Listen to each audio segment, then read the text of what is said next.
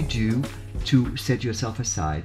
You focus on innovation. Yeah. Because for me, it was about not really doing the A's and the A's, B's and C's of what I'd learned in school, but rather creating customized treatments, making sure that I kept connected to the clients in between visits, calling them up, finding out about their progress with their skin. Yeah. I also brought in the most sophisticated equipment from Europe. I combined that with indulgent, luxurious treatment approaches, and I attended to all the little details, because I do believe in life, as a part of the journey towards success, it's the little details that make up for the all-over experience. You can't always put your fingers on what made it better, but when you attend to that, for instance, as an example, before a treatment, I'd give my clients a mirror, and I would let them follow my analysis of their skin. So my job was, I felt, to make them experts in their own right, but at the same time being dependent on my expertise, because I was sharing with them, I know a lot about skin, and yes, I am sharing it with you, but nonetheless, I wanted to impress them to the point that they would be dependent and obviously get the benefits. Yeah, and either come back or buy the products and go again. But in those days, I didn't have the products. See, in those days, I didn't have the money to make. So it was just your expertise. My expertise. I made my product in my own kitchen. Yeah, so I wanted to ask you a little bit about your products, because how did you start up with creating the Ole Henriksen creams that we know and the lotions? How did you start that? They started in my own kitchen, Sophia, and I would make them in Tupperware containers and bring them to work. And in those days, actually, what was so fascinating about it was completely unique. No one had ever done that in Hollywood. I began building a huge following because people saw results with my treatments. Stars like Barbra Streisand, who became my first superstar client, came in, and as such, suddenly the media caught note of me and said, wow, here's a man who is into a holistic approach. He's incorporating nutrition, he's incorporating kitchen formulations, and he's all about also science with the equipment, and yet Mother Nature. We want to write about him. So I got challenged by the media with a lady who had cystic acne, actually the LA Times, and I was given 6 weeks to take her skin from being very erupted and truly not in great shape to making it perfect. It was a labor of love, because my job with Rita, the lovely lady, was not alone to treat her skin, but to build her self-esteem. She felt unattractive, she felt unworthy, and for me as a 23-year-old to be given that challenge, of course, was amazing. But the products happened later, in as far as I wrote my first book, Macmillan being my publisher, and I went on Oprah's show with the book, and Oprah really helped make it a bestseller. I was on air cooking up the formulations, and really my whole point behind the book was to help every woman to become her own skincare expert. The book featured celebrity clients. When it became a bestseller, many women around America began writing me and saying, Ole, we love your recipes, our skin is looking amazing. And that was before you started actually selling a product. That's right.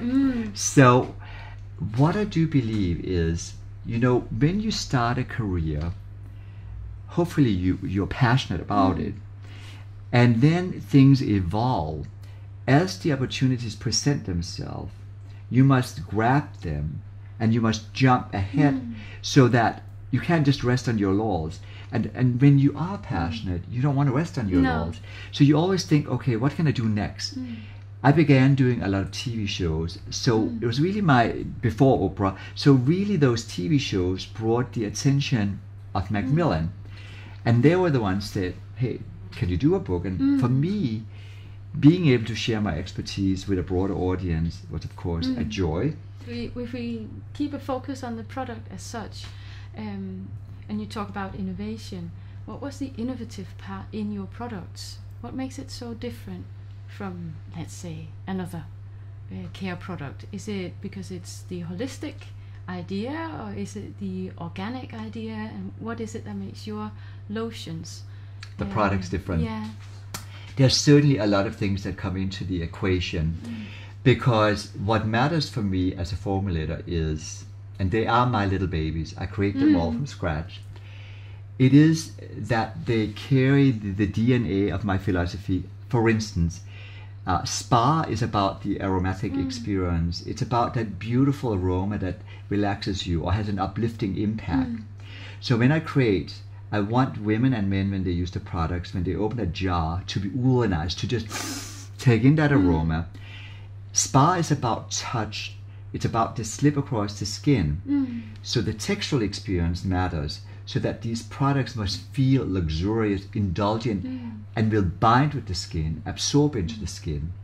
So do you use new and innovative formulas, or is it based on old knowledge that you rearrange?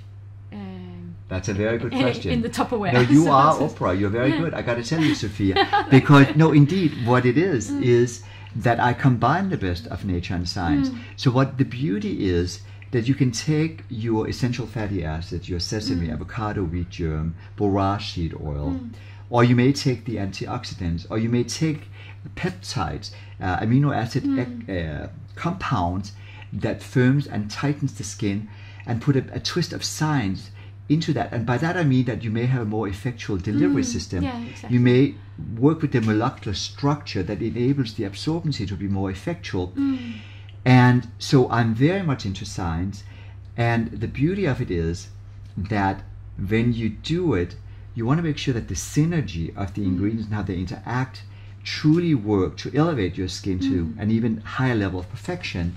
Now, as far as the pricing again is surely for me based on obviously the ingredient, the cost of making a product, and then within that framework you have to say, okay, marketing takes X amount, there's export duties, there's all sorts of things that come into play as far as even trademarking and whatever, which we all, by the way, share in common in the business. Yeah, all the chefs. All the chefs, we share that in common. And I have opted to basically price myself within the mid to slightly higher price point level. And as such, because of the integrity of these ingredients, and based on, again, the all over quality, because the concentrations indeed of these extracts is very high. And was it a specific strategy? Was it calculated so not to come up against a big brand like Chanel or Dior, let's say, some of the really well-known and expensive brands? I mean, first and foremost, I absolutely love that there are many brands out there. I applaud everyone's success. It brings out the best in all of us. And I didn't necessarily, I definitely felt I want to be democratic. I do want to be available for a broader audience, if you will, for a broader customer base. That's very important for me. And I would say that one of the things I emphasize with my collection of products is you can use a few products and get the results. They're also very dense and rich. They last a long time. But now that I partnered up with LVMH, there's no doubt that they obviously wanted me as a part of the family, based on the fact that it's a quality product, it's a product with an expert behind it, that it is luxury at its best at affordable prices. Yeah. So it's lower price than their other brands. It's actually within. It's actually they own Dior as an example. They own Galan. They own a number of other brands, and we are within that range, or sometimes maybe a little lower. Maybe in some instances a little higher. And what we are actually working toward now also is a little bit more of a global uniformity as far as pricing, because that's something that other brands often work toward as they grow, where there may have been a discrepancy, let's say, between pricing in Asia versus Europe or the US. However, there may also, based on import taxes or based on value-added tax, that's part of course, shopping in Europe, sales tax that is, that the prices are a little higher, which doesn't go into our pocket, it goes into the government's pockets, as we know. Yeah. So I was thinking, if we look back to when you first started, and you made your first product, what would you say were your weak points and your strong points when you looked at the market of cosmeceuticals and cosmetics? You know, what's fascinating about my brand is that when I first started to develop products, one of my first being my Herbal Day Cream, which is a huge bestseller in many parts of the world, that has of course been updated along the way, I didn't have a strategy. I didn't have a business plan in that sense that I saw myself as a global brand. I merely had a labor of love creating great products that rendered great results that I sold in those days through my mail order business. So the first way I conveyed my expertise with a broader audience was really newsletters I wrote before .com, before computers. That newsletter built a following because when you got Ole's newsletter, you learned a lot about skincare. And then that ultimately led to offers coming in from retail partners. As I began growing my relationships out there in the world of retail, then I began thinking more strategically about, you know, okay, where do I fit in? What is the DNA of Ole Henriksen? I mean, the DNA of Ole Henriksen is a brand that is truly celebratory of life. It's a brand that is all about helping people feel great about who they are.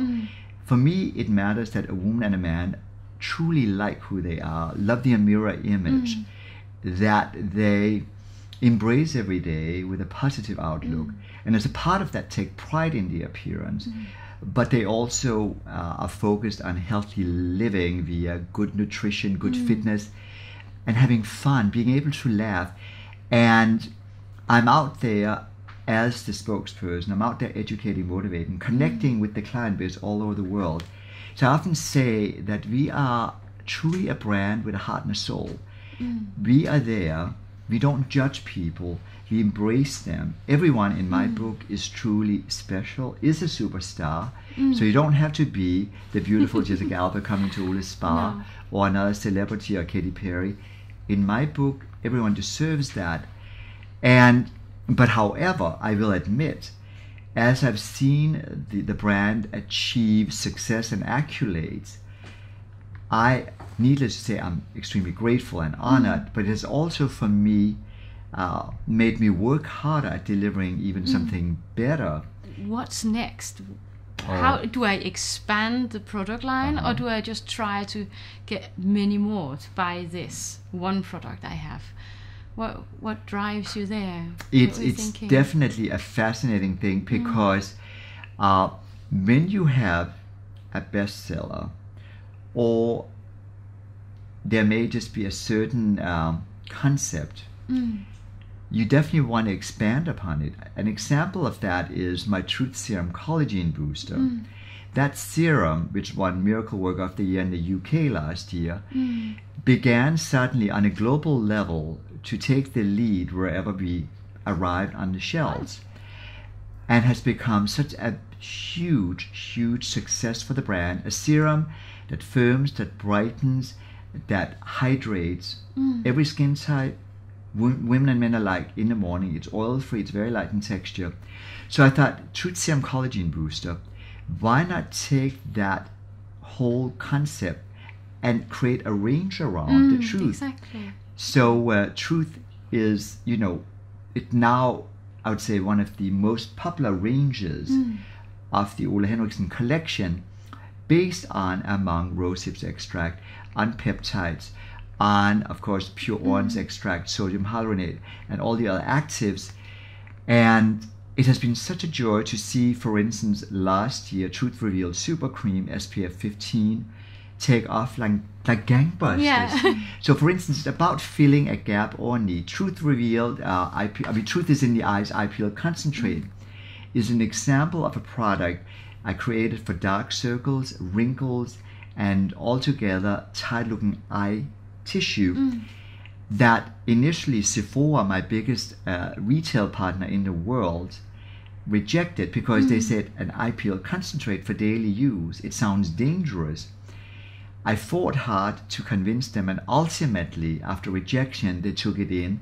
It did become a bestseller, and I'm truly grateful because it does deliver results beyond anyone's expectations. And another thing that's very fascinating about the whole retail arena that many may not know is that typically within a range, let's say the Ole Henriksen range, that basically 80% of I'll turn this around. Basically, 80% of your sales come from 20% of your range. So you have to have a bestseller somewhere. So this is amazing, and that's where Truth Revealed Super Cream is an example of a new bestseller. My 3 Little Wonders are bestsellers, and of course you always must bring newness. That doesn't mean that other 80% is ignored, but however, when you have they are lifted by the 20%. The sales of them is because of the. I would say that certainly there may be that sale that happens as a part of selling that, absolutely. However, what we often do with the planograms, which is indeed how you decide your shelving, the assortment, in Sephora you may opt to have X amount of products only, some of all the bestsellers, and then maybe a couple of the others, but there's no room for the less successful products. Those may be on .com. They may be in a department store where there's more room, because why waste space? So we are very calculating, and twice a year we work on the planograms as far as how should that assortment look. We also, when you place it in like the Danish magazine or in the airports, is that? Airports actually has room for just about everything. Yeah. And airports will sell a broader assortment. So Copenhagen Airport is an example of a very successful placement for the Henriksen range. We sell broadly of everything very successfully. Sephora, however, where space is more limited, I'm given certainly a lot of space in Sephora because I'm a best-selling brand. But there you think about it in a very calculated manner. In terms of marketing, how did you do that in the States? In the States, because it's where it began. Initially, the mail order business that really was promoted with my newsletter, and surely, of course, write-ups in magazines. I can't negate the importance of me working as my own publicist and actually sending out newness as far as what new treatments are available at the spa, what new products, what makes them special, and always put myself in the forefront with the media as an expert. So if there was a story being done on anti-aging, well, I want them to know that they could depend on me for great advice. So I built a network within the media, within Vogue, Harper's Bazaar, Glamour magazine. With the journalists. With the journalists. And that's very important. And then that meant that the products, as they were on the shelves in the stores, obviously would be sold. My very first partner in retail was actually a small boutique called Fred Siegel's. Very hip, but very small. And then it grew. And I definitely came into the Danish market early on. And there again, via Matters, via Magazine, via Salling and others, it was off to an extraordinary start. What I did with Sephora, which ultimately, because they are the number one, I did it very old-fashionedly. I sent up a box of products to the headquarters in America. For them to test. With a cover letter. And I waited 3 months, and I thought, well, they're not going to contact me. And out of the blue, I got a response. They wanted me to fly in. They are headquartered in the US, in New York and San Francisco, and of course, obviously based out of Paris. However, I flew up to San Fran and spent hours again in meetings, and they said, you are in the door. We are embracing you.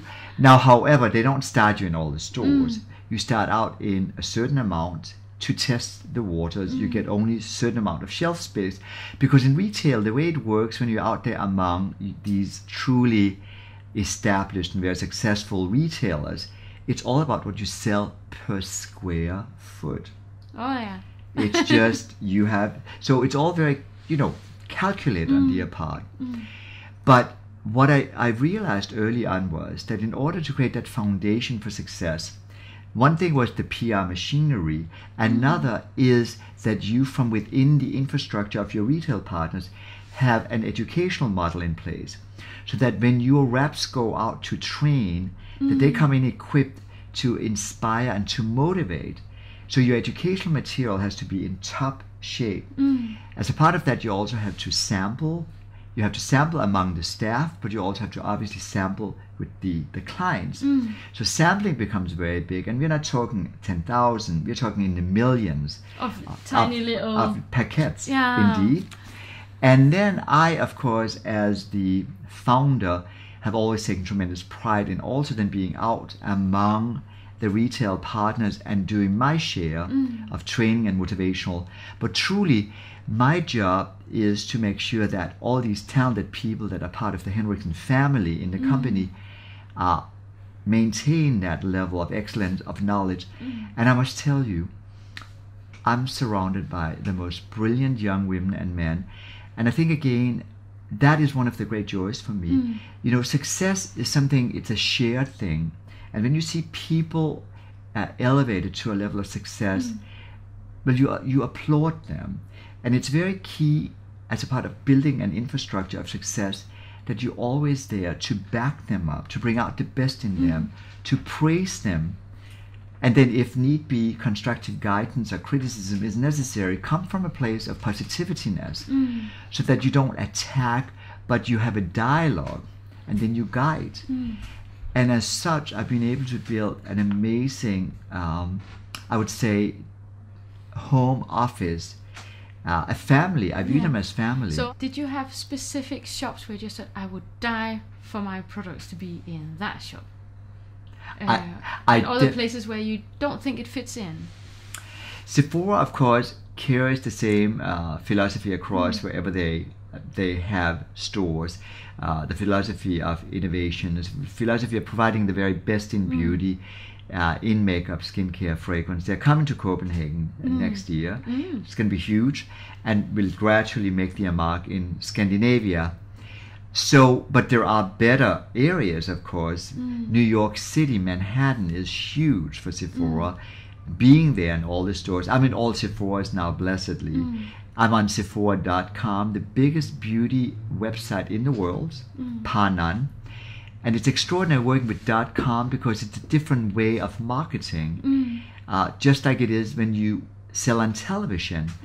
Years ago, I premiered on HSN Home Shopping Network. And it was an amazing training ground for being on air, selling assorted Ole Henriksen products. When you're on air, what matters is that within a tight time frame, that you obviously sell product, but you also educate and motivate. Now I recently launched with QVC, which is the world's biggest network, and it is a huge, an exciting world to be part of. High tech. And that is television marketing again.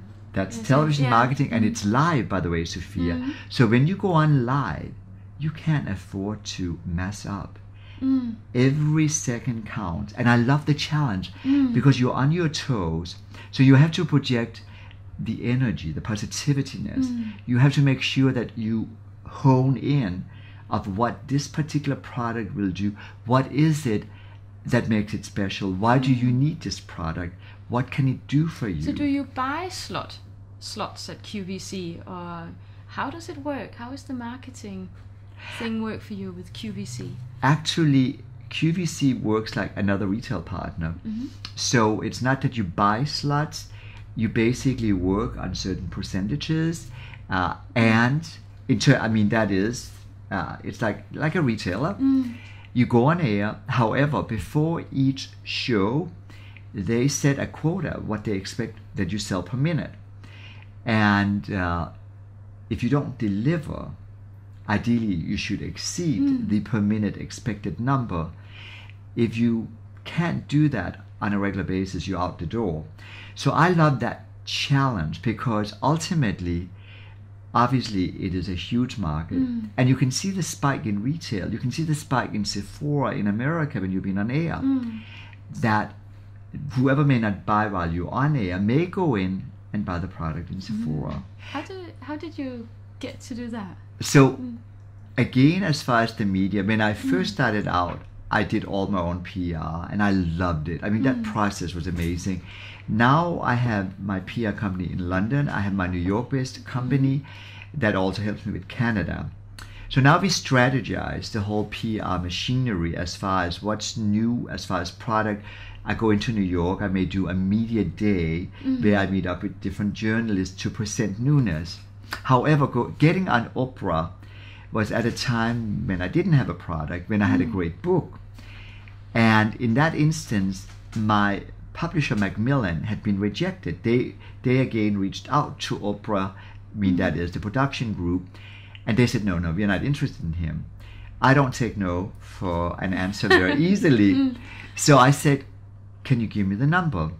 Now, I did not call up and suddenly blast them. I called up and blessedly got the talent coordinator on the phone, and in a very kind manner told her about this amazing book and how the book was focused on helping make American women their own best expert as far as skincare.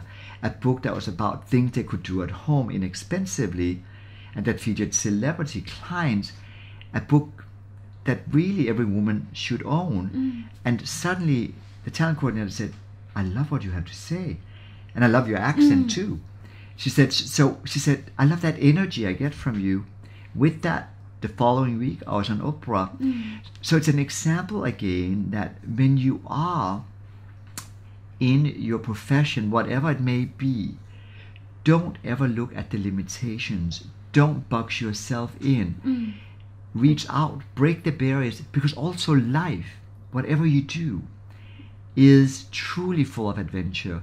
But you got to change, you got to create your own adventure. Yeah. And sometimes maybe also grab the opportunities.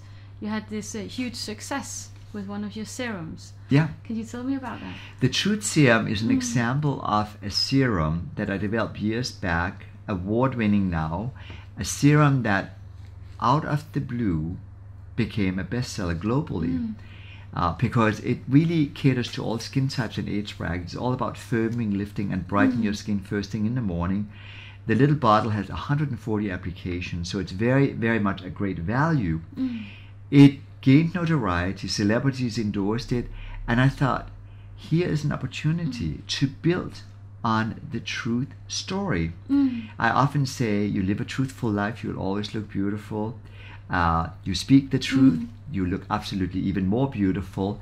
So there's a certain sweet messaging in the product. However, when I began bringing out the new formulations, Truth Revealed Super Cream, Truth is in the Eyes, Eye Peel Concentrate, Truth to Go Cleansing Wipes, Truth is, well, we have a protected truth now, we have total truth, we have it all. Yeah. They have taken off.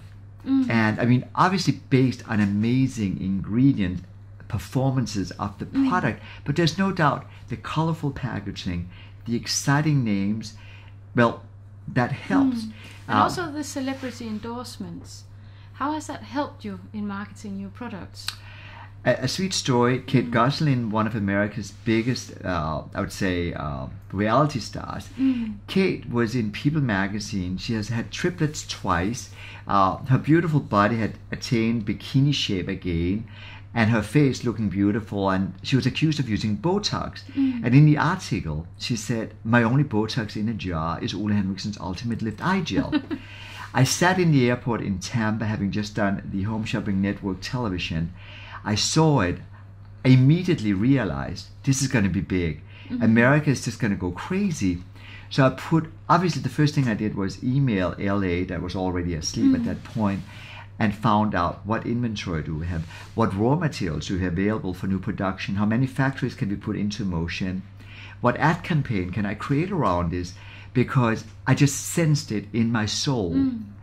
And again, the tagline I came up with was the alternative to injectionables that has taken America by storm, Ole Henriksen's Ultimate Lift Eye Gel. As it turned out, pandemonium broke out. The sales went through the roof. Hundreds and hundreds of thousands of jars later in no time. So I acted on gut instinct. Yeah. Some people and grabbing this opportunity. Totally. And some people in the company fought me on it. My attitude was, go for it.